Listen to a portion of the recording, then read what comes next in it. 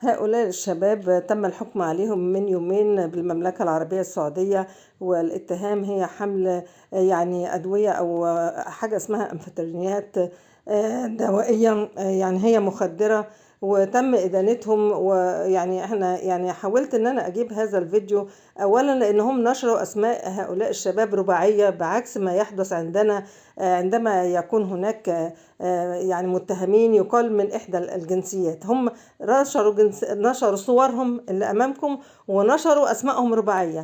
في حاجه انسانيه حصلت عندما تم اقتيادهم لحكم الاعدام يعني من المفترض ان هم بيدخل الشرطه لجوه السجن اللي هو في تبوك وياخدوا المتهمين او اللي محكوم عليهم بالاعدام. المصريين رفضوا ان هم يدخلوا جوه الشرطه، يعني منعا لمجزره ممكن ان تحدث ما بين الشرطه وما بين المصريين الاخرين الذين ينتظرون ايضا الحكم ربما بالاعدام.